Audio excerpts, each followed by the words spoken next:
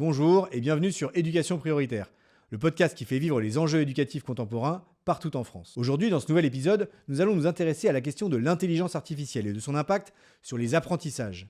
L'école et l'université sont-elles des modèles caducs, voués à disparaître? Quel va être l'impact de l'intelligence artificielle sur la question de l'égalité des chances? Pour en parler, nous recevons Olivier Babot, politologue, qui vient de coécrire avec le docteur Laurent Alexandre un essai remarqué qui s'intitule « Ne faites plus d'études ».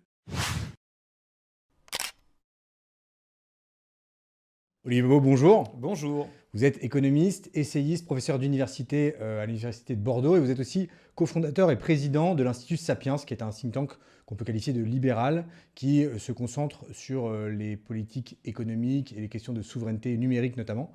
Est-ce que vous pouvez nous en dire un peu plus sur ce think tank de l'Institut Sapiens ? Oui, un think tank, je crois qu'en bon français, c'est un laboratoire d'idées indépendant. L'idée, c'est qu'on est là pour essayer d'éclairer le débat public avec la rigueur du travail universitaire et le lien avec l'actualité dont ont besoin les décideurs politiques. Et puis, de façon générale, le grand public pour arriver à s'exprimer et avoir des idées sur les sujets souvent complexes qu'on va essayer de simplifier, qu'on va essayer de, sans simplisme, qu'on va essayer d'éclairer, on va essayer de prendre des positions sur des sujets qui, chez Sapiens, sont liés en général à l'économie et à la technologie. Donc on travaille sur l'immobilier, on travaille sur l'agriculture, l'énergie, évidemment l'innovation en santé, et voilà, et beaucoup d'autres observatoires. Ah, c'est passionnant. Donc vous êtes également, comme je disais, professeur d'université. Vous avez été dans des universités prestigieuses comme à Paris-Dauphine. Et vous avez eu, avant cela, vous-même un parcours universitaire très brillant. Vous avez été élève en classe préparatoire à Saint-Luc-de-Gonzague. Vous avez été élève à l'ESCP, ensuite, je crois, et puis à l'ENS. Qu'est-ce que ce parcours dit de vous? Est-ce qu'il faut y voir un attachement particulier à l'excellence académique? Et est-ce que, quelle serait votre définition vous-même de l'excellence? Est-ce qu'elle a évolué peut-être avec le temps aussi? En réalité, mon parcours, c'est tout simplement celui de quelqu'un qui a voulu rester étudiant toute sa vie.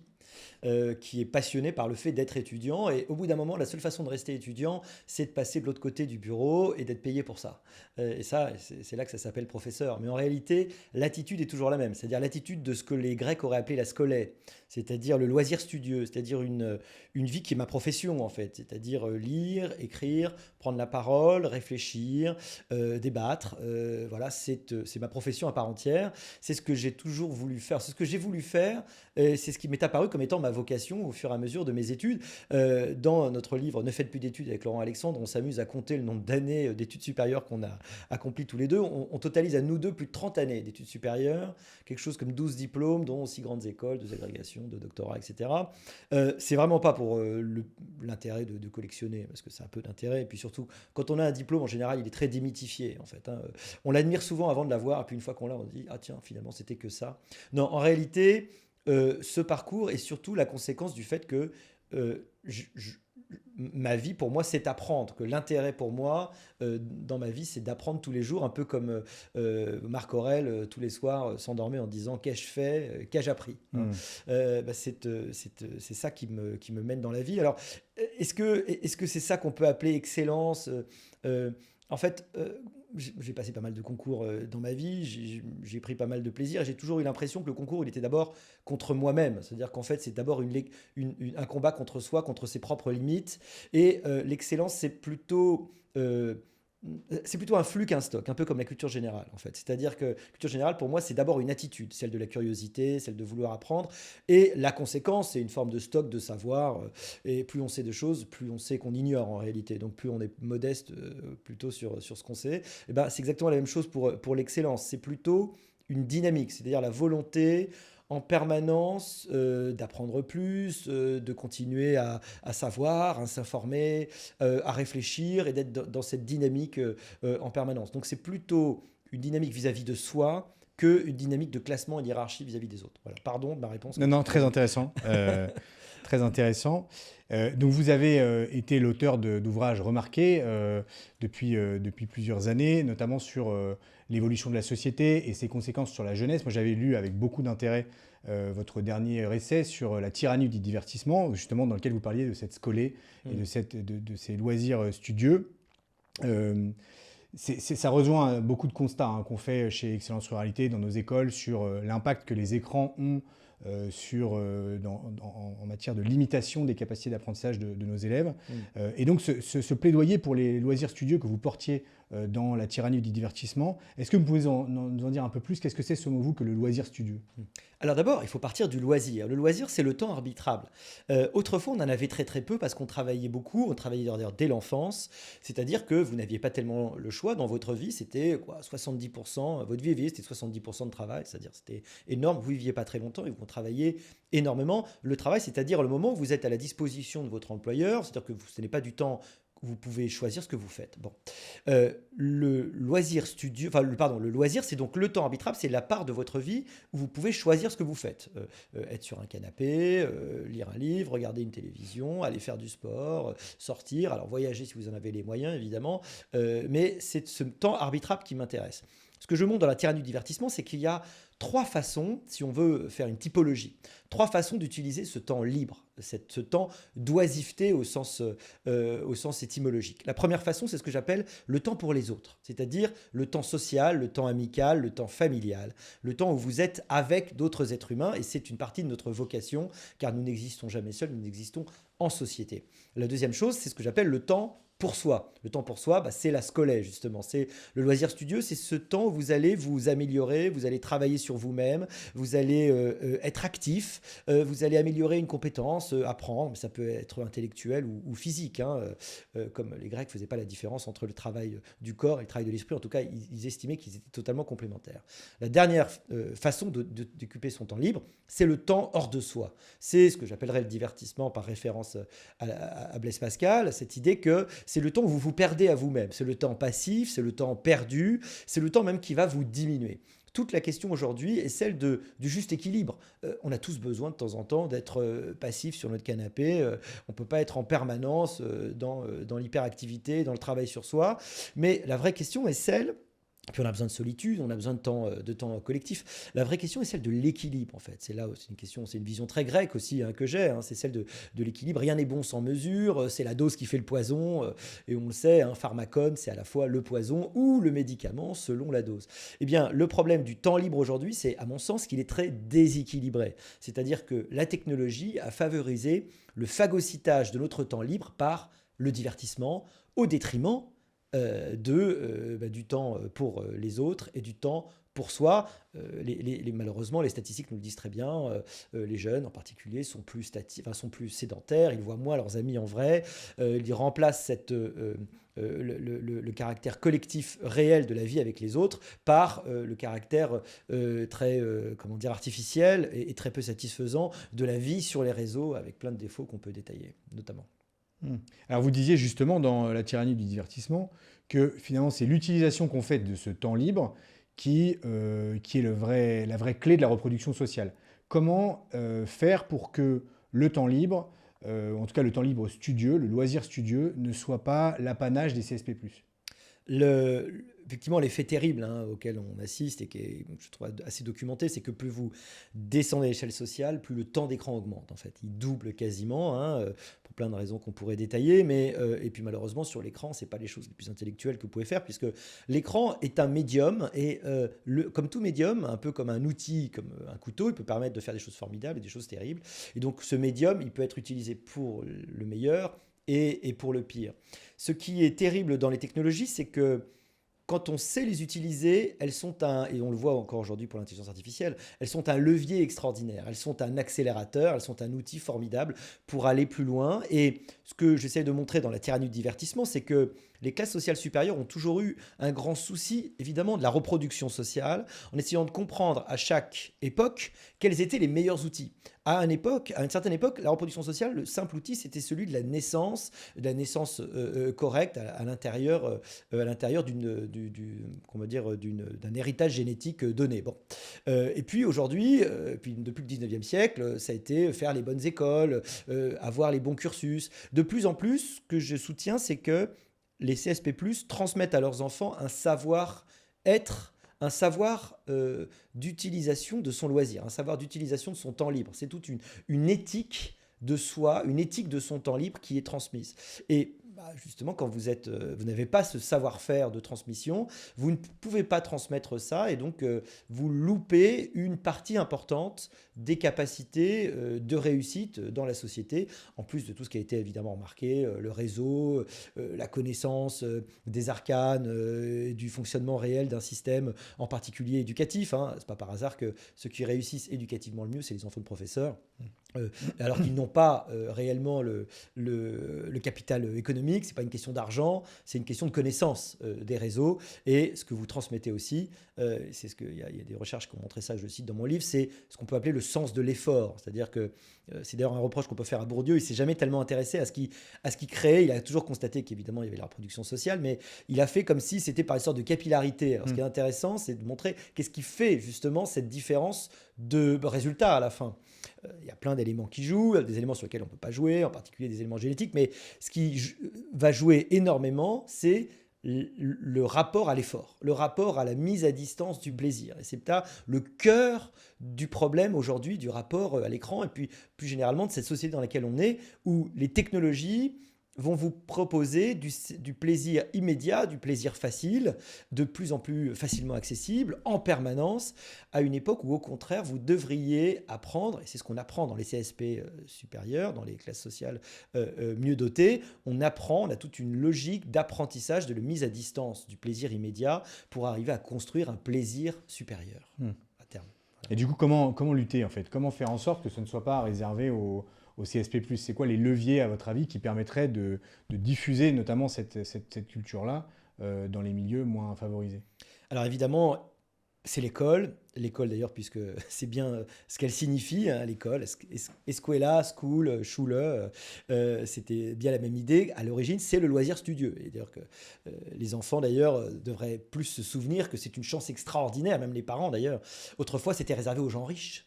L'osium, c'était un truc de gens riches, c'était un truc de gens privilégiés, ou alors il fallait avoir la chance d'être citoyen à part entière dans une cité grecque. C'était pas donné à tout le monde. C'était pas donné à tout le monde et c'était une chance extraordinaire. Cette école, c'est d'abord elle qui doit pouvoir donner cette étincelle. C'est quand même elle qui a ce travail-là. On pourrait aussi imaginer essayer d'aider un peu les parents à cette formation. C'est-à-dire que une chose tout bête, puisque c'est le rapport aux écrans, hein, il faut informer. C'est vrai que tout le monde n'est pas au courant de l'effet des écrans. Moi, depuis que j'ai écrit ce livre, de temps en temps, je fais des signatures et je vois des gens, des mères de famille très modestes. J'ai vu une mère de famille une fois extrêmement modeste qui m'a dit qu'elle avait fait 1 heure de train pour venir. Elle avait 2 jumeaux. Et elle avait annoté le livre. Et en fait, je me dis, mais bon, c'est modeste, mais ce que je veux dire, ma part là-dedans, mais le fait qu'elle comprenne qu'il y a une relation entre les écrans, entre le régime de liberté face aux écrans et le devenir professionnel et puis éducatif de ses enfants, eh ben, c'est quelque chose d'extraordinaire et tout le monde n'est pas au courant. Il y a un aspect de prise de conscience, voilà, c'est ce que je veux dire pour simplifier, un aspect d'aide de l'école. Est-ce que ça va suffire? Malheureusement, pour égaliser parfaitement, on n'égalisera jamais parfaitement les environnements, hein. Les études montrent que quand vous arrivez, vous êtes un enfant favorisé, vous avez entendu beaucoup plus de mots, vous avez une diversité de vocabulaire qui est beaucoup plus grande parce que les 3-4 années ont déjà joué dans votre sens. Et d'ailleurs, c'est là où l'école, les statistiques que je cite dans mon livre ont pu montrer que quand on fait l'école obligatoire plus tôt, ça a un effet égalisateur. Donc c'est bien que ça joue. C'est d'ailleurs pour ça que Jean-Michel Blanquer avait rendu obligatoire la scolarité dès la maternelle. Exactement. Mais justement, pour essayer d'avoir un impact un peu au-delà, est-ce qu'il n'y a pas aussi une solution? Aujourd'hui, en fait, on met ces familles, nous on a beaucoup parmi nos élèves, devant une grande difficulté, même si bien sûr beaucoup d'entre elles peuvent être sensibilisées aux enjeux des écrans. Moi j'ai un père de famille qui me disait, moi mon fils il a manqué de rien, c'est un enfant roi et je lui ai tout donné, mais il était très fier de ça parce que lui il avait manqué de beaucoup de choses dans son enfance et donc il était convaincu que c'était une forme de promotion sociale que de lui donner un téléphone très tôt, alors qu'on sait que les grands patrons de la Silicon Valley mettent plutôt leurs enfants dans des écoles sans écran. Est-ce que l'État n'a pas un rôle à jouer aussi pour protéger un certain nombre de familles? Vous citiez dans la tirée du divertissement les politiques de santé publique de la Chine qui a interdit pour les mineurs l'utilisation des jeux vidéo, je crois, pendant plus de 3 heures par semaine, et TikTok 40 minutes par jour. Ouais, 40-45 minutes, ouais. Quel regard le libéral que vous êtes porte-t-il sur ces mesures? C'est un sujet très grave et c'est là que je ne suis pas d'accord avec mon co-auteur du dernier livre, Laurent Alexandre. Euh, Pendant longtemps, évidemment, mon tropisme libéral me faisait dire que il suffisait d'informer les parents et que c'était aux parents de faire ce travail. Et en réalité, j'ai changé d'avis. Je fais partie de ceux, d'ailleurs, on m'avait demandé mon avis, hein, je fais partie de ceux qui ont été un peu auditionnés pour les propositions récentes du gouvernement, mais je pense qu'il faut donner un signal très fort d'interdiction au moins de 15 ans des réseaux. Pourquoi ? Parce qu'on se rend bien compte qu'il y a une pression très forte, y compris à l'école. Moi, je vois avec mes enfants, j'ai 4 enfants en relativement bas âge, et qu'on voit très bien qu'au bout d'un moment, s'il est le seul à ne pas avoir accès à certaines choses, eh bien, vous ne pouvez pas résister. Mais si c'est la loi, vous pouvez répondre très facilement, mais c'est la loi, donc c'est pas mon choix. Et chaque année, voire chaque mois gagné là-dessus est un mois prodigieusement fécond Ouais. et donc il faut éloigner le plus longtemps possible. Et j'ai fini par donner accès petit à petit au téléphone à mes enfants à certains âges en fonction, puis à certaines applis et pas à d'autres, et pas aux réseaux sociaux tout de suite, etc. Mais à chaque fois, je sais que c'est une perte extraordinaire et je le vois que c'est une perte d'intérêt, une perte de temps, et qu'il y a un effet d'aspiration qui est Et la pression du prodigieux. groupe, quoi. Ces technologies de groupe, alors c'est vrai que tu fais des choses, tu échanges, ils échangent avec des vrais humains, c'est pas mal aussi, mais c'est pas la même chose que la lecture. Et moi, je pleure tous les jours et toutes les larmes de mon corps sur la fin de la lecture, dont je me rends compte que civilisationnellement, on ne voit pas comment l'empêcher, en fait, aujourd'hui. Et que ce monde dans lequel j'ai grandi, parce que moi, je n'avais pas le choix et que je finissais par ouvrir tous les livres qui me tombaient sous la main. Et Votre père vous disait, si tu t'ennuies, prends un bouquin. Ah, mais exactement. Donc, ce que je raconte dans mon livre, c'est à chaque fois qu'on va voir, tous les enfants sont toujours venus voir leurs parents en disant je m'ennuie. Peut-être plus maintenant, justement, parce qu'ils ont accès aux écrans, mais c'était prends un livre et lis. Voilà. Chose qui m'énervait à l'époque, mais à l'époque, on finissait par le faire parce qu'il n'y avait rien d'autre. C'était ça où jouer au Lego. Donc, en fait, assez rapidement, une fois que tu as épuisé les Lego, en fait, tu ouvres tous les livres. Et donc, j'ai fini par ouvrir même la critique de la raison pure. Je me souviens, le discours de la méthode de Descartes, tellement au bout d'un moment, tu étais à mort de faim, en fait. C'est ça. Et il en reste quelque chose. Et je sais que c'est. Pourquoi ? Parce qu'il n'y avait pas d'alternative. Il y avait une télévision noir et blanc dans le salon. Elle n'était pas accessible. Donc, parce que les parents y étaient, on n'est pas droit. Donc, au moins, c'était très clair. Et c'est une chance extraordinaire. Et je sais que cette chance de l'ennui, on ne l'a pas aujourd'hui. Alors, ce que vous avez cité est terrible, sur le fait qu'il y a effectivement ce qu'on appelle des préférences intertemporelles qui sont différentes en fonction de votre richesse, en fait. Quand vous êtes plus modeste, quand vous êtes pauvre, pour dire les choses de façon brutale, vous enseignez, vous vivez vous-même des préférences intertemporelles qui font que un tien vaut mieux que deux tu l'auras. C'est-à-dire que tu vas enseigner aussi le fait que dès que tu as quelque chose qui est à disposition, tu vas avoir intérêt à en profiter tout de suite.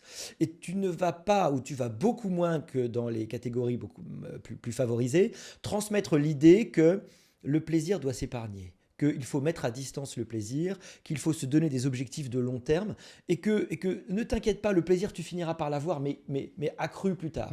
Et c'est une préférence différente. C'est ce que montrait le fameux test du marshmallow de Michel, Walter Michels, qui montre que, en fait, quand vous êtes un enfant pauvre, en fait, on vous a appris que si tu as un marshmallow, il faut que tu le prennes parce que tu n'es pas sûr que tu vas l'avoir tout de suite après, peut-être qu'il va disparaître, etc. Alors que quand tu es un enfant plus favorisé, tu as appris que tu as intérêt, que tu es moins inquiet de l'avenir. En fait, même à 5 ans, parce que pour le coup, moi je pense que. C'est ce qu'a l'air de montrer le test, en fait, parce qu'il est très discriminant, en fait. Il est très discriminant sur le niveau social, en fait. Pour nos auditeurs, le test du marshmallow, est-ce que vous pouvez juste préciser c'est très simplement, vous prenez un enfant de 5 ans, vous le mettez devant un marshmallow, alors, en admettant qu'il aime ça. Mettons que tous les enfants aiment ça. Moi, je trouve ça dégueulasse. Mettons que tous les enfants aiment ça. Et donc, tu lui dis, je sors de la pièce, si tu peux m'attendre avant de le manger, tu en auras 2. Et tu regardes les enfants qui ont mangé, les enfants qui n'ont pas mangé, puis tu suis sur 30 ans ce qu'ils deviennent.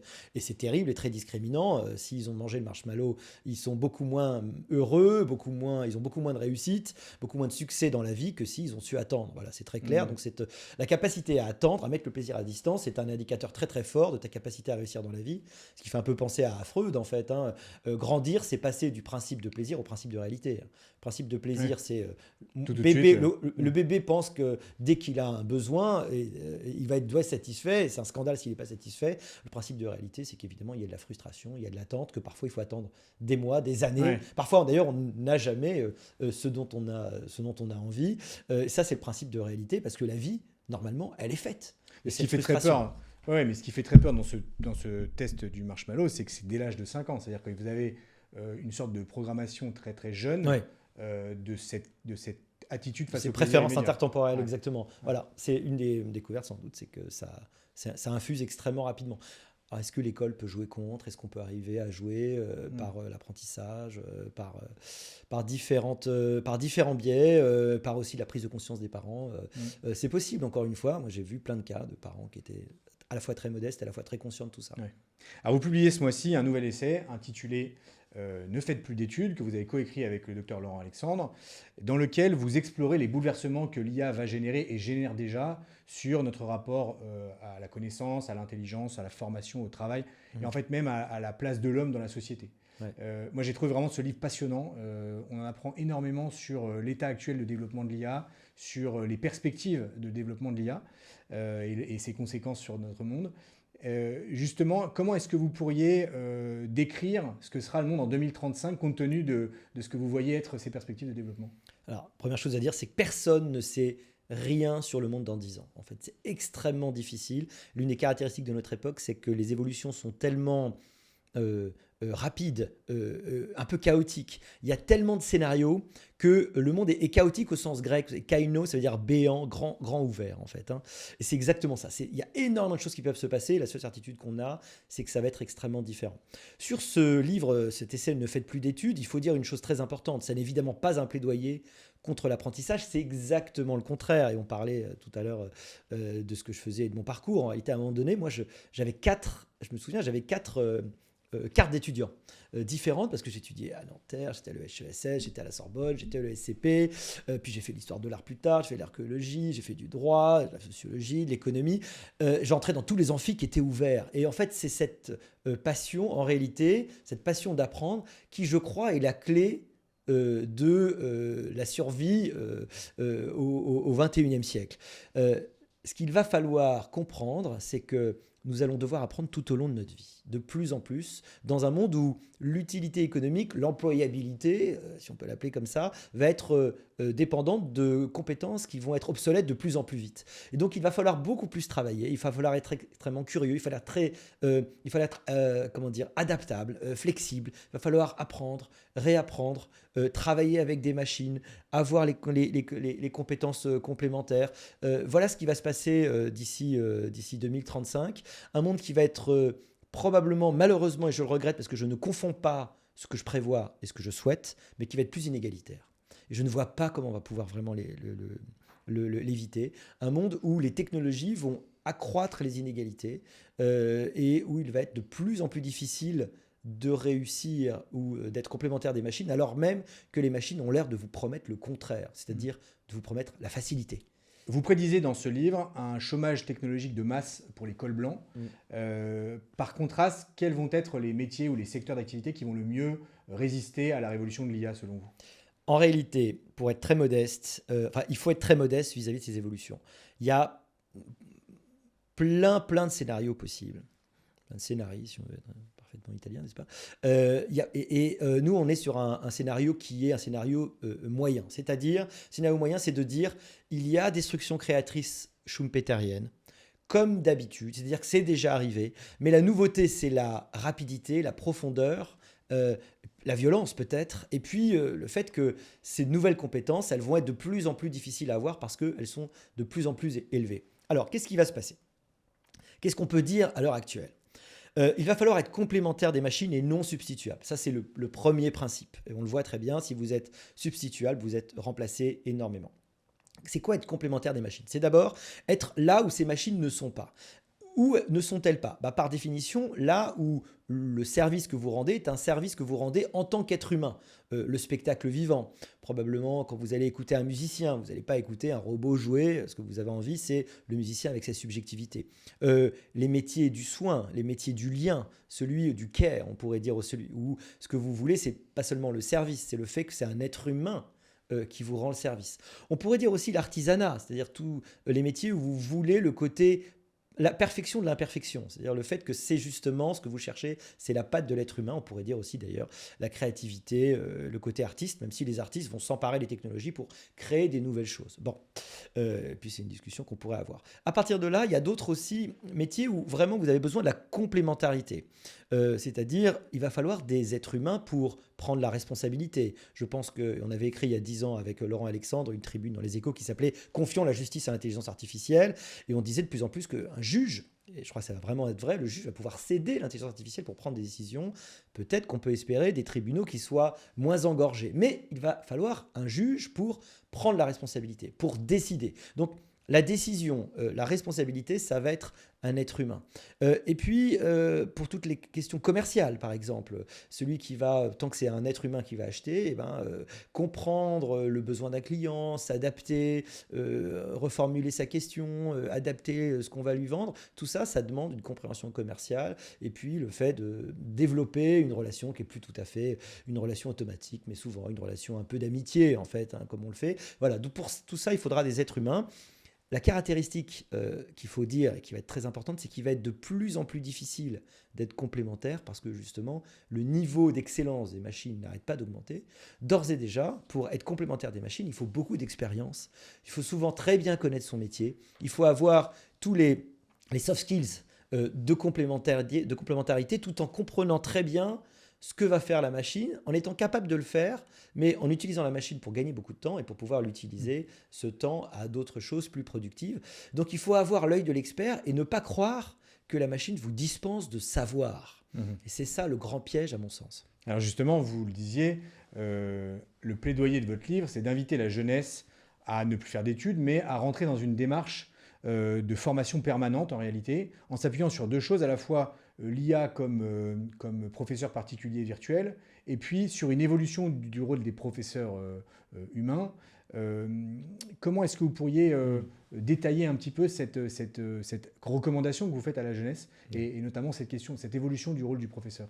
Oui, c'est un point absolument fondamental. Il y a une chose formidable dans ce qui est en train de se passer, c'est qu'on va enfin pouvoir avoir à disposition, à portée, et de façon à un coût qu'on peut tout à fait supporter, la meilleure façon d'enseigner. C'est quoi la meilleure façon d'enseigner? C'est un professeur, un élève, un maître, un disciple. C'est comme pour les Jedi, un maître, un disciple.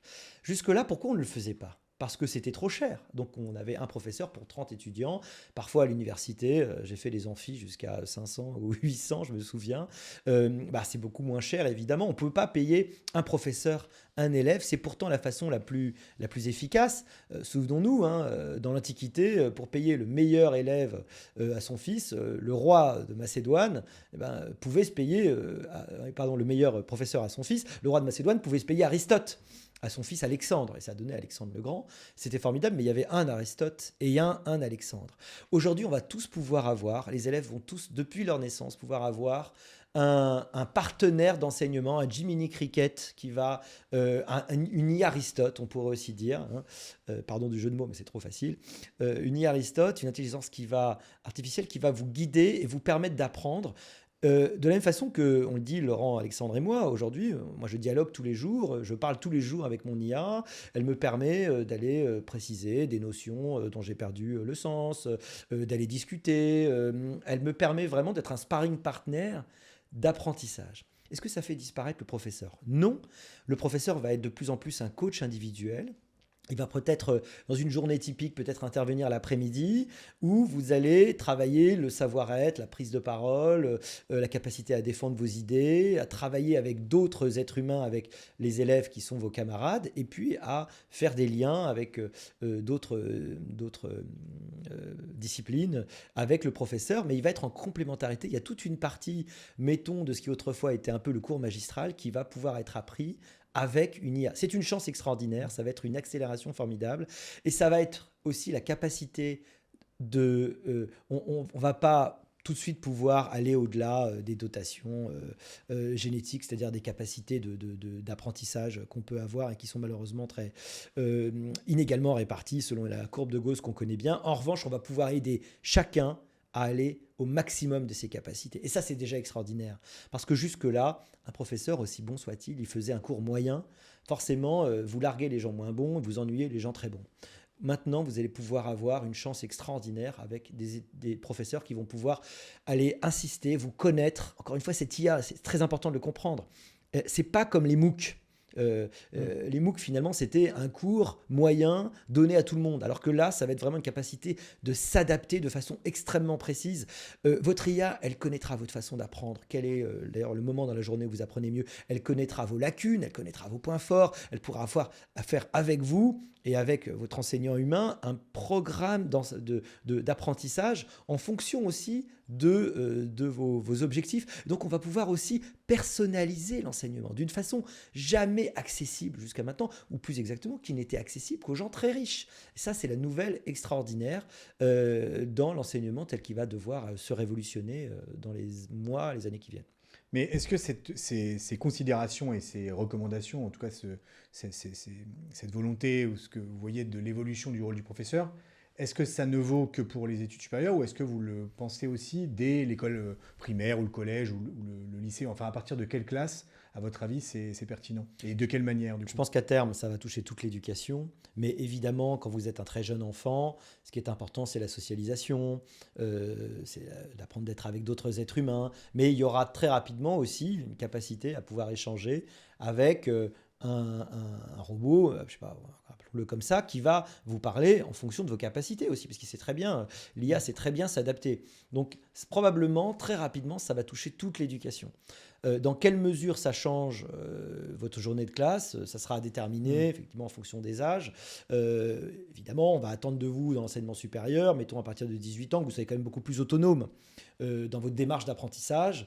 Ça sera quand même beaucoup plus guidé, un peu plus jeune. Mais je crois qu'il y a des gains extraordinaires qui ne sont pas du tout les gains qui est très illusoires et en fait négatifs qu'on a pu voir quand on s'est précipité pour mettre des tablettes dans toutes les écoles, qui est en fait une bêtise monstrueuse en fait, hein, parce que c'est pas du tout la même chose d'avoir des tablettes, d'être largué face à Internet, et puis d'avoir un robot qui lui va être bloqué évidemment dans le mode étudier et apprendre, parce que c'est ce qu'il faut dire aussi. On a dit que les outils étaient ambivalents, que les outils pouvaient être utilisés pour le meilleur et pour le pire. Il faut comprendre que l'intelligence artificielle, vous pouvez l'utiliser en mode étudier et apprendre, c'est-à-dire un mode où elle va vous guider pour apprendre, et le mode je fais ton travail à ta place. Et ça n'a rien à voir. C'est là, il faut faire très attention. Évidemment, ce n'est pas comme ça qu'il va falloir utiliser l'intelligence artificielle. Oui. C'est le problème aujourd'hui, hein, que certains étudiants à la fac, hein, ils l'utilisent évidemment pour faire le travail à leur place. C'est alors une prothèse et non pas du tout une capacité à être un levier, un professeur pour vous aider à apprendre. Mais vous citiez justement une étude du MIT qui montre que l'utilisation de l'intelligence artificielle de manière intensive a plutôt un effet régressif sur les capacités cérébrales et que je crois qu'on perd 47% des connexions cérébrales en utilisant de manière intensive. Ça, c'est une première chose. Et deuxième chose, vous le disiez tout à l'heure, l'objectif, c'est de se doter de compétences qui vont être valorisées dans le futur marché du travail, qui sont des compétences transverses, je dirais la culture générale, la capacité à synchroniser les informations, la capacité à voir les choses de manière dans leur ensemble. Ça suppose une imprégnation du savoir qui n'est pas simplement superficielle, qui n'est pas simplement utilitariste, qui est le fait d'avoir appris par cœur des choses, de se les être appropriées. Est-ce que finalement la solution, au moins avant les études supérieures, c'est pas d'avoir des écoles sans IA, de la même manière qu'on a des écoles sans écran, auxquels on voit d'ailleurs tous les patrons de l'Arte, tous les patrons de la tech envoient leurs enfants. Oui, non, exactement. D'ailleurs, nous on dit qu'il faut énormément lire des livres, probablement lire en papier, c'est-à-dire avoir vraiment ce côté extrêmement inerte, passif, qui fait qu'un livre, il ne devient actif que parce que tu es justement dans une action de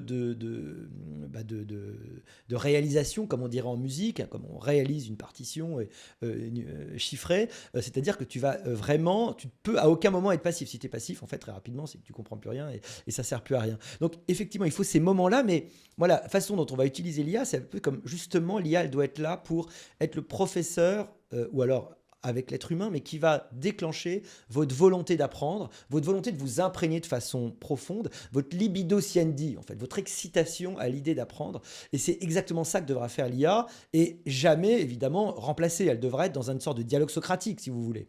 Mais de la même disant, tiens, manière que est-ce que tu sais vraiment ça? Est-ce que tu penses vraiment ça? Mais quelle est la définition de ça pour toi? Au fond, qu'est-ce que c'est pour toi? Cette œuvre-là, est-ce que tu la comprends vraiment? Est-ce que tu as bien compris cet auteur? Est-ce que tu ne voudrais pas aller voir cet auteur et va le lire et puis on en parle après ensuite? Voilà, c'est plutôt cette vision-là que j'ai, qui n'est pas du tout les écrans où tu fais défiler une sorte de Wikipédia, j'en sais rien, Bien sur sûr. Wikipédia, sur Victor Hugo. Vous voyez, c'est absolument pas Bien cette sûr, idée-là. c'est interactif. C'est interactif. Et la vraie idée, et une question que je me pose, c'est est-ce que l'IA peut arriver à déclencher ça? C'est comment on déclenche cette curiosité, comment on favorise cette volonté d'aller apprendre, cette excitation de comprendre. Est-ce que d'ailleurs c'est possible? C'est intéressant parce que vous notez justement que 98% des enfants qui ont été accompagnés par un professeur particulier ont de meilleurs résultats que les enfants qui ont reçu un enseignement dans un cadre collectif. C'est une conviction très forte qu'on a chez Excellence Ruralité. C'est pour ça qu'on a des petits effectifs Ouais. pour mettre en place ce suivi personnalisé de chaque enfant.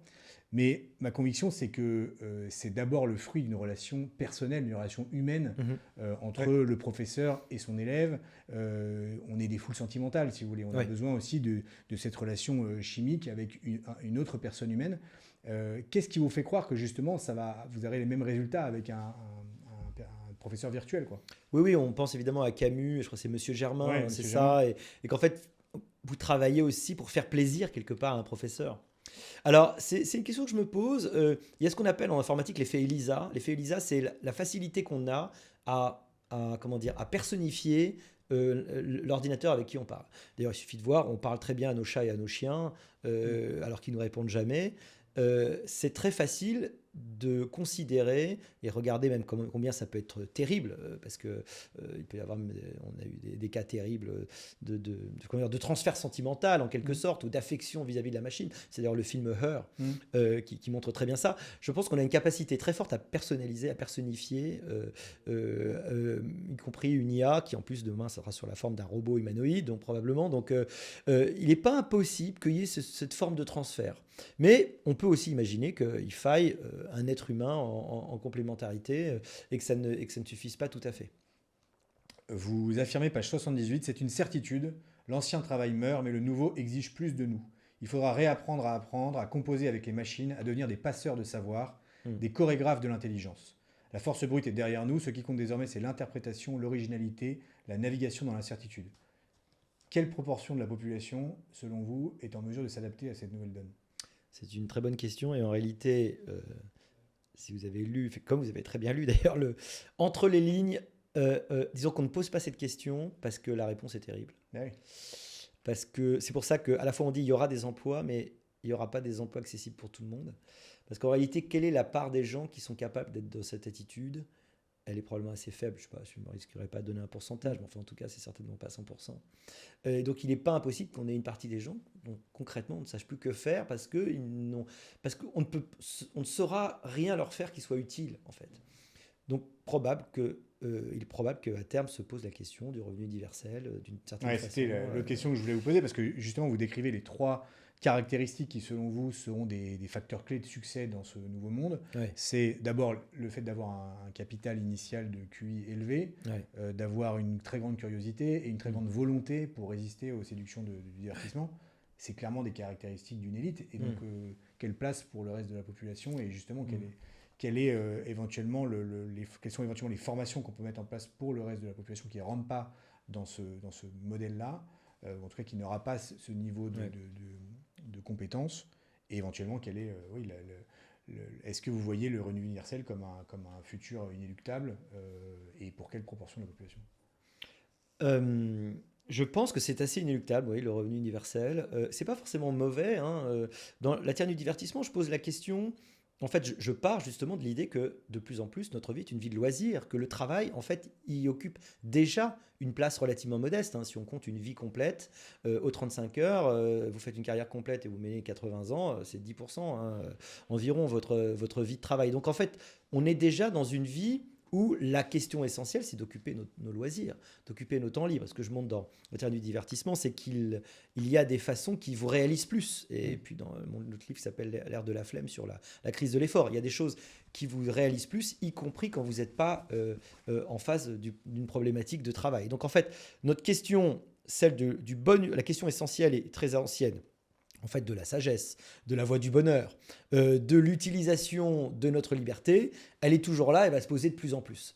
Elle va se poser à travers des dispositifs de répartition de la prospérité qu'on peut appeler revenu universel, mais qui existent déjà en fait aujourd'hui, quel que soit au niveau de revenu, vous avez accès en France à la santé, à l'éducation, à du transport, à de la culture, c'est déjà un revenu universel, c'est déjà une répartition minimum de la prospérité qui va être créée. Qui est créé. Demain, on peut imaginer qu'une part importante de la population soit dans cette situation-là. Ça n'est pas forcément plus malheureuse pour autant. Ça pose à terme des problèmes de répartition des dernières, pas dire des dernières enclaves de rareté éventuellement, mais ça n'est pas forcément une vision qui est extrêmement négative si on porte avec ça l'idée qu'il faut que les gens comprennent que l'oisiveté, ça n'est pas uniquement le divertissement. Voilà. Que l'oisiveté, c'est aussi l'exigence pour soi-même. C'est aussi la capacité à utiliser son temps libre pour les autres, pour apprendre, pour essayer de travailler sur soi. Mais il est possible qu'à terme, on ne puisse pas offrir à tout le monde un travail qui soit productif au sens d'utile vraiment pour l'économie. Mais on peut imaginer plein de travaux qui soient des travaux autour de la relation aux autres. Quand vous êtes aujourd'hui actif dans les associations, vous ne produisez rien aussi au sens économique et pourtant vous produisez du lien social, par exemple. Ouais, ouais. Donc on peut imaginer d'autres utilités qui vous rendent d'ailleurs très heureux aussi et qui soient quelque chose d'aussi utile, non pas d'un point de vue économique, mais du point de vue des externalités, on pourrait dire humaines. De la contribution, en fait. Moi, ce que je trouve terrifiant, c'est l'idée qu'on pourrait exclure toute une partie de la population d'une forme de contribution au bien commun. Parce qu'en réalité, c'est ça aussi qui fait la dignité de la personne, c'est le fait d'avoir une utilité. Donc que cette utilité ne soit pas nécessairement économique, en effet, aujourd'hui c'est déjà le cas. Mais il y a cet enjeu quand même de trouver une utilité à chacun ou de permettre à chacun de déployer son utilité. Oui, mais justement, peut-être qu'il faut qu'on accroisse et qu'on élargisse notre conception qu'on a de l'utilité. Alors, au Japon, par exemple, les gens, y compris quand ils ont des gros postes, continuent à travailler parce qu'il est important justement à faire des choses. J'ai un chauffeur de taxi qui était un ancien dirigeant d'entreprise. En fait, il me disait qu'il continuait, parce que justement, c'est important pour eux de contribuer à la société. Il y a plein de façons de contribuer à la société. Vous pilotez une association de boulistes, une association de plein de formes. En fait, vous avez une contribution. Probablement, c'est ça qui de plus en plus va être important. Il y a aussi entre nous plein de rôles administratifs où votre contribution réelle, économique à la production, elle est très lâche, mais vous contribuez d'une autre façon peut-être. Donc c'est peut-être ces lignes-là qui vont finir par progresser. Et puis si demain, il y a des robots qui fabriquent des robots et des usines qui fabriquent, que la plupart des métiers pénibles sont transformés, il y aura plein d'autres activités, qu'elles soient économiques ou pas, qui vont émerger parce que c'est vrai que les besoins humains sont infinis. Il y a un autre point qui m'a frappé dans la lecture de votre livre, c'est que de mon point de vue, l'école a une double mission. Une mission, je dirais, verticale pour chaque enfant, pour élever chaque enfant, lui permettre de déployer ses talents, et puis une mission plus horizontale qui tient au fait que c'est le premier lieu de socialisation et que du coup, elle a aussi pour vocation de créer du commun. Alors bien sûr, il ne faut pas que la deuxième mission s'impose à la première. C'est toujours la première qui doit prévaloir, celle qui tend à faire développer chaque personne, sinon on tombe dans le totalitarisme. Mais pour autant, je trouve que la vision de l'école que vous déployez est très individualiste, ou en tout cas, c'est peut-être un peu trop. Et donc, la question, c'est quelle place pour la mission collective de l'école dans ce monde-là ? Oui, alors peut-être que ça traduit le fait qu'on est assez individualiste, Laurent, Alexandre et moi, qu'en fait, on n'a jamais été très heureux en collectivité, d'ailleurs. Moi, je n'avais pas beaucoup d'amis, et je n'ai pas des très bons souvenirs de l'école, pour tout vous dire, du point de vue de mes relations avec mes camarades. Peut-être que ça traduit ça. Mais dans ce qu'on imagine de l'évolution de l'enseignement, on met beaucoup l'accent sur le côté individuel, mais on l'écrit aussi. Il y a plein de moments où on se retrouve en groupe. Il y a plein de moments où il faut sociabiliser. Il y a plein de moments où, d'ailleurs, je crois qu'on doit l'écrire aussi. Il est très important de travailler à son réseau. Ce que je dis aujourd'hui à mes étudiants, une grande partie de votre réussite, je crois que je dois dire 70% de votre réussite professionnelle, elle viendra de votre capacité à être apprécié des autres gens, des gens à qui vous travaillez. que ce soit vos collaborateurs, que ce soit vos supérieurs, etc. Donc, c'est très important d'apprendre à être entre êtres humains. Et c'est encore une chose d'ailleurs qu'on passe mal dans l'enseignement scolaire français tel qu'il est travaillé, très individualiste, seul face aux professeurs idéalement, avec des évaluations. C'est qu'on apprend beaucoup moins à faire société. Sans doute, c'est un élément sur lequel il faut que l'école progresse. Ouais. Il y a un autre point qui est intéressant dans le livre, je trouve. Vous vous appuyez à plusieurs reprises sur les déclarations d'Alexandre Wang, Ouais. qui est ce grand architecte de l'IA de 29 ans, qui a été débauché par Meta pour plusieurs milliards de dollars, je crois 15 milliards de dollars, pour bâtir la première super-intelligence artificielle, et à qui on demande s'il veut des enfants, et qui répond non, pas pour le moment, tant qu'on n'est pas capable de faire une interface qui connecte le cerveau humain à la machine, parce que en fait tout va se jouer dans les premières années de la vie de l'enfant, et je veux que mes enfants puissent y être connectés dès leur naissance, sans quoi ils seraient très rapidement obsolètes. Et vous vous appuyez là-dessus pour dire, en fait, il faut faire advenir un droit à l'augmentation neuronale, remboursé par la Sécu. De quoi s'agit-il? Est-ce que vous pouvez nous en dire un peu plus de ce droit à l'augmentation neuronale? Oui, ça, c'est la partie la plus dérangeante, parce qu'elle me dérange moi-même, hein, de notre essai, de nos réflexions, celle de l'eugénisme, qu'on peut l'appeler, de l'eugénisme et en même temps de l'hybridation avec la machine. Bon. Et là, vraiment, il faut à nouveau le dire, ce qu'on prévoit n'est pas ce qu'on souhaite. On n'appelle pas à une hybridation, on pense que l'hybridation est inéluctable, ce qui est assez différent. Ce que dit Wang, c'est que, et ce qu'il pense, c'est que les machines vont être tellement fortes que la seule façon d'être un peu en compétition, mais d'être même complémentaire au bout d'un moment, ça va être de s'augmenter de plein de façons. Vous avez deux façons de vous augmenter. Soit vous êtes déjà né et mettons que vous mettez des sortes de plugins, c'est l'idée de Musk avec Neuralink, vous allez vous augmenter. Imaginons, ça c'est l'effet qui fait un peu rêver Matrix, hop, j'ai besoin de savoir le kung-fu, hop, ça y est, je télécharge le kung-fu. Imaginons que, ça y est, vous avez les bonnes connexions du cerveau qui vont bien, je dois connaître, j'apprends le piano, voilà. Ça, ce serait leur objectif à terme. La façon plus facile et plus faisable, c'est l'eugénisme, au sens bien-être, c'est-à-dire que vous allez essayer de sélectionner ou même manipuler l'embryon de façon à ce qu'il présente certaines caractéristiques, en particulier sur le fameux facteur G de l'intelligence, en fait. Hein. C'est terrifiant. Mettons le QI. C'est absolument terrifiant. Mais je crois de bonne foi, c'est un débat qu'on a avec Laurent Alexandre, mais je crois de bonne foi comme lui que à terme, nous serons obligés, par l'effet de compétition, nos enfants vont être obligés d'ingénierer leurs enfants de plus en plus. Moi, comme je disais, j'ai 4 enfants relativement jeunes. Moi, je les ai fait à l'ancienne, c'est-à-dire on fait tourner la roue de la fortune et on espère que ça va bien se passer. Il n'y a pas de sélection, ni sur sexe, ni sur les maladies. Alors, tu espères qu'il n'y aura pas de maladie auto-immune, maladie génétique. Après, le sexe aussi, tu peux avoir tes préférences, mais puis il y en a qui arrivent. Mais après, tu prends ce qui vient et puis, bon, tu es très content, j'aime mes enfants et c'est formidable. Mais tu prends beaucoup de risques, voilà. Et de plus en plus, il va être possible, et déjà aux États-Unis, il y a des cliniques qui, depuis plus d'1 an, hein, promettent et vous proposent de sélectionner. On va avoir les moyens techniques de sélectionner certaines caractéristiques. Vous ne pensez pas que ça va produire des névrosés en masse? Pas forcément du tout, de la même façon qu'on pensait que les enfants nés sous FIV seraient spéciaux et ils sont absolument indétectables. Non, là, vous êtes choisi, c'est-à-dire qu'il y a aucune... Vous êtes un produit en fait. Aujourd'hui, un enfant, il est déjà l'effet de plus en plus, il est désiré, il est programmé, il va même être fait en éprouvette. Dire la couleur des cheveux et quand même. Alors, je sais pas si ça va être plus névrosé qu'autre chose. C'est une question. C'est une question qui peut se poser. Mais malheureusement, pourquoi ça va être inéluctable? Pas parce que nous, on a envie de le faire. Effectivement, à la limite, je trouve ça plutôt, ça fait plutôt peur. C'est qu'il faut noter que beaucoup de sociétés, beaucoup de pays n'ont pas du tout les préventions qu'on a nous en Occident. Et que, la Chine pour ne pas nommer, ils ont fait un centre de recherche où ils veulent produire des enfants à 170 de QI. Quand vous aurez eu des résultats, quand vous allez avoir des gens qui vont être ingénierés avec certaines compétences, avec certaines qualités, il va être de plus en plus... La comparaison va être de plus en plus difficile.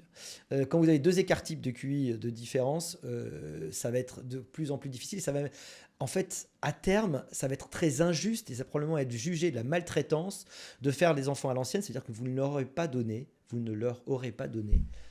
toutes les chances qu'auront les autres. Et donc, c'est ça qui nous fait dire que nous sommes malheureusement sur un toboggan eugéniste qu'on n'arrivera pas à arrêter. Mais si il n'y aura pas de, il y a pas de moratoire qui tienne. C'est comme sur l'IA, on peut dire il faut fantasmer un moratoire pour des raisons de sécurité. Non, c'est une course pour la domination du monde. Il n'y a pas d'apparence que ni la Chine ni les États-Unis s'arrêtent. J'entends, et de fait, c'est un point qui est très pertinent. Mais toutefois, est-ce qu'il n'y a pas, comment dire, si on suit la logique de Wang et donc celle-ci, euh, dans un monde qui va très très vite, dans lequel les avancées technologiques vont très très vite, finalement, le bébé de Wang qui n'aura eu qu'une fois qu'il aura eu la connexion humain-machine, 2 ans après, il sera obsolète. Donc, finalement, est-ce que les seuls qui vont avoir des enfants, ce ne sera pas ceux qui refuseront de se mettre dans cette compétition humain-machine et donc de les programmer dès la naissance?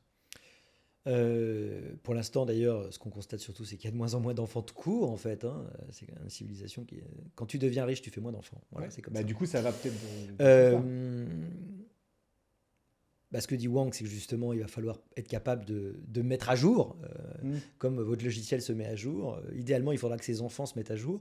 Alors, est-ce que le risque, c'est pas qu'il ne fasse jamais d'enfants, parce que justement, il repousse. C'est Hmm. possible aussi, d'ailleurs, hein. Ce qui pourrait être mis en face de la question qu'on aurait pu aussi agiter, qui est l'augmentation de l'espérance de vie, probable, Hmm. très probable. Et là, c'est l'autre chose dans laquelle on croit très fort, c'est que très rapidement, on ait des augmentations de compétences, enfin de savoir médical qui allongent considérablement la vie, sans aller jusqu'aux spéculations post-humaines où on va pouvoir mettre les gens notre intelligence en dehors du corps humain, mais enfin même le transhumanisme peut nous suffire à imaginer qu'on puisse vivre 120, 150 ans.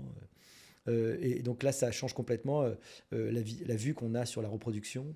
Euh, c'est les questions. C'est des questions qui sont à la fois terrifiantes, fascinantes. Hmm. Et malheureusement, je crois qu'on ne les évitera pas, mais ce n'est pas celles qui vont se poser à plus court terme, disons. Quand je dis court terme, c'est à 10 ans ou 15 ans. Vous affirmez, le capitalisme cognitif ne ralentira pas pour ménager les susceptibilités. Il y aura des résistances politiques, culturelles et réglementaires. Elles ralentiront les choses sans rien empêcher, et ce Ouais, faisant, elles nous retarderont par rapport à d'autres pays. ouais.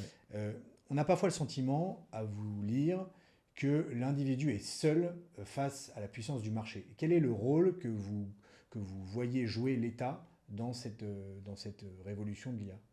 Eh bien, pour ce qui est de des États européens, à partir du moment où nous n'avons pas ces technologies, nous en sommes les spectateurs, et nous avons loupé depuis les années 90, il faut bien le dire, hein, avec une très grande force, hein, on a loupé tous les tournants technologiques, voilà, tous. Euh, et jusqu'à maintenant, les robots humanoïdes, l'IA. Donc on est les spectateurs. Donc tout ce qu'on peut faire, c'est être la voiture balai de la mondialisation, c'est faire le scénario qu'on appelle celui du mur de Berlin numérique, c'est-à-dire d'interdire. D'ores et déjà, l'IA que vous avez dans votre poche, elle n'est pas la même que celle des Américains.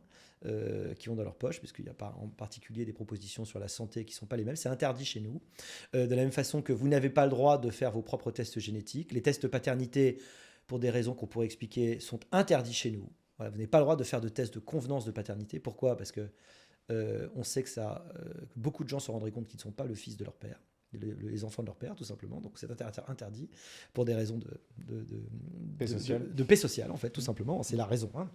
Parce que sinon, il n'y a aucune raison. Aucune raison. Officiellement, c'est parce que tu donnes un peu tes données génétiques quand tu fais les trucs. Mais c'est interdit chez nous, voilà. Donc, en fait, on a déjà un effet, comment dire, mur de Berlin génétique. Le mur de Berlin, on l'a édifié quand la différence de prospérité entre l'Est et l'Ouest devenait trop évidente et les gens commençaient à passer trop vite. Donc, on va édifier des murs réglementaires qui vont juste avoir pour effet de nous faire passer à côté de la croissance et nous rendre de plus en plus pauvres. Et donc, un jour ou l'autre, ça finira par péter, mais dans un premier temps, on va probablement organiser l'inertie, organiser la différence au nom, comme on le fait aujourd'hui, au nom de la notion qu'on a du bien, mais ça nous fera uniquement perdre la prospérité et nous rendre plus dépendants, malheureusement. Et là encore, ça me désole, mais c'est comme ça. Mais bien sûr, hein, l'égalité réelle n'existe pas, mais vous notez vous-même dans votre ouvrage que l'égalité en dignité, en revanche, est un fondement de notre civilisation. Oui. Quand on fait face à des stratégies marketing de plus en plus intrusives, vous décriviez d'ailleurs dans la sphère du divertissement ces entreprises qui vendent des places de cinéma en l'échange, enfin, qui donnent des places de cinéma en échange pour le client ou le bénéficiaire de regarder des vidéos de Ouais. publicité pendant 20 minutes Mm. avec la lentille de la caméra qui vérifie que votre lentille de votre œil est bien devant la vidéo.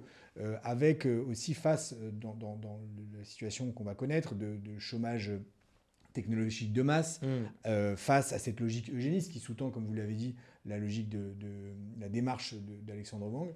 Face à tout cela, comment est-ce qu'on peut protéger la dignité des moins performants? C'est quand même un enjeu, même si j'entends, hein, bien sûr, et c'est un des éléments à prendre en compte que cette compétition internationale face à des civilisations qui n'ont pas du tout les mêmes rapports à la personne humaine.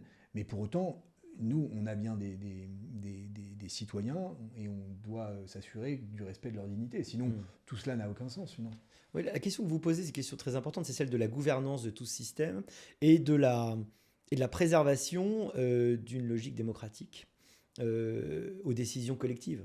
En réalité, cette logique démocratique, elle est fortement déjà écornée, hein, puisque une grande partie de nos destins, de nos actions, des évolutions sont liées à des choix qui sont faits par des grandes entreprises, qui sont des entreprises à capitaux privés, qui sont un peu...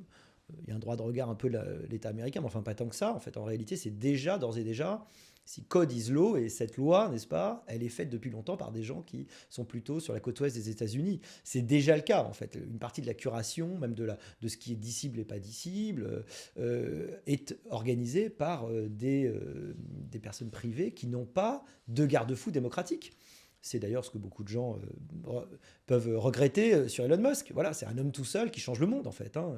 C'est un des gars qui a aujourd'hui l'un des impacts sur le monde le plus important. Je veux dire, c'est de très très loin. Jamais quelqu'un n'a eu autant d'impact. Et pourtant, il n'a pas de garde-fou démocratique. Il y a pas de... Donc c'est une des vraies questions qui se posent à terme. C'est comment les institutions démocratiques vont pouvoir évoluer pour arriver à garder le pilotage. Et évidemment, cette démocratie, elle sous-tend la reconnaissance et la dignité de l'être humain. Ça ne veut pas dire que sans démocratie, il ne pourrait pas y avoir de système qui partent du principe de l'égale dignité et de la protection, hein, heureusement, mais en disant que c'est moins certain, c'est peut-être plus fragile que dans le système démocratique, qui, comme dit Churchill, est évidemment le pire à l'exception de tous les autres. Donc c'est une question très importante et qui n'a pas de réponse facile, parce que le système tel qu'on le voit évoluer aujourd'hui est un système qui favorise le fait que très peu de gens décident pour beaucoup, que la délibération démocratique caractérisée par la lenteur, la difficulté à avoir du consensus, de plus en plus d'ailleurs un niveau de connaissance très faible par rapport aux problématiques réelles, et donc des décisions qui sont de qualité très médiocre, tout ça condamne en fait de plus en plus le système démocratique, et ça n'est pas par hasard qu'aux États-Unis, il y a finalement tout un courant qui en réalité est un courant technophile, de plus en plus démocratophobe, si vous voulez. En tout cas, un courant technophile qui estime que la démocratie doit être dépassée par une forme d'aristocratie tech, en quelque sorte. Quoi, voilà. Et c'est une des questions qui est très, très, très, très compliquée, parce qu'on le voit que les mauvaises décisions démocratiques font des dépendances technologiques, et les dépendances technologiques font que vous n'avez plus réellement de souveraineté. Vous êtes d'une façon ou d'une autre dépendant. Très intéressant. Il y a eu un sondage IFOP en 2025 qui montrait que l'utilisation de l'IA ou la fréquentation de l'IA était de 34% en zone rurale et de 62% en Île-de-France. Alors à mon avis, ça dit surtout quelque chose de la concentration des métiers du tertiaire dans les grandes agglomérations. Oui. Mais quelles conséquences vous voyez avoir l'IA sur la fracture territoriale ? Ce qui est marrant, c'est qu'à partir du moment où on a réglé le problème de d'ailleurs, avec Elon Musk et Starlink, théoriquement, vous pouvez avoir partout le haut débit. Aujourd'hui. Bon, je ne fais pas de publicité, mais enfin, théoriquement, le problème de la connexion, qui était quand même un problème il y a quelques années, on en parlait, les zones blanches, etc. Normalement, tout le monde peut avoir accès au débit. À partir du moment où tout le monde a accès au débit, il n'y a plus aucune raison que tout le monde ne puisse pas utiliser l'IA de la même façon. D'ailleurs, même en zone rurale, les agriculteurs sont de plus en plus technologiques, en fait, en réalité, et le seront de plus en plus. Donc, il n'y a aucune fatalité. Je pense que cette différence, elle est très liée, effectivement, au tertiaire aujourd'hui, et au fait que il y avait toujours cette prime à la concentration qui existe depuis le début des villes. La civilisation est née dans les villes parce que c'est là qu'il y a l'espèce de confrontation des cerveaux, des gens, les rencontres qui créent aussi la créativité et que cette densité, elle est fondamentale dans la civilisation. Voilà. Mais il n'y a pas de fatalité du tout, et au contraire, on a aujourd'hui de plus en plus la capacité à apporter de la valeur, à contribuer à travers les réseaux, où que vous soyez, y compris si vous n'êtes pas physiquement dans les agglomérations. Conclure en quelques mots, quel est le message que vous voudriez envoyer à un de nos élèves ou à un jeune de 15 ans qui, dans quelques années, sera sur le marché du travail ? Qu'est-ce que vous voudriez lui dire ? Vous avez une chance extraordinaire, vous vivez à l'époque la plus fascinante de l'histoire de l'humanité, celle qui est en train de connaître la révolution la plus profonde, la plus incroyable, peut-être un peu la plus terrifiante, mais à la fois la plus excitante. C'est une chance complètement dingue. Profitez-en. Cette vie que vous allez vivre va être une vie pleine de surprises. Sans doute, vous ne soupçonnez même pas encore ce qui va vous arriver. Et ça sera d'autant plus formidable que vous en serez les acteurs. Donc faites très attention, si vous êtes un jeune aujourd'hui, soyez acteur de votre vie. Ne soyez jamais passif face au scrolling, face aux écrans, face à ce qu'on vous dit, sans aucun doute. Soyez actif, prenez votre vie en main et essayez de comprendre aussi, c'est quelque chose dont je me souviendrai toujours, un professeur à la Sorbonne qui disait, mais comprenez ce qui est votre genre de beauté. Essayez de comprendre ce qui vous meut dans la vie, parce que finalement, on parle du fait d'être actif, de vouloir quelque chose, d'être actif dans la vie et de complémentaire. Comment vous êtes actif? Comment vous avez de l'énergie? Vous êtes de l'énergie quand vous trouvez ce qui vous passionne. Faites un effort, et vraiment, c'est un très bon investissement que vous pouvez faire. Faites l'effort pour trouver ce qui vous meut dans la vie, ce qui vous motive, c'est-à-dire ce qui vous met en mouvement au sens propre. On n'est pas tous mis en mouvement par la même chose. Il est normal aussi, il faut le dire, que vous ne sachiez pas à 15 ans, à 20 ans, parfois à 25 ce qui vous meut. Il faut parfois attendre très longtemps, expérimenter, errer, chercher, faire des expériences pour trouver ce qui vous plaît dans la vie. Et donc faites ça, faites des expériences, voyagez, rencontrez des gens, parlez avec beaucoup de gens, étendez vos réseaux, connaissez-vous mieux. C'est évidemment très grec, et c'est ça qui vous permettra de comprendre ce qui vous met en mouvement, et donc, in fine, ce qui vous rendra heureux dans cette existence complètement dingue qui vous attend. Merci Olivier. Merci.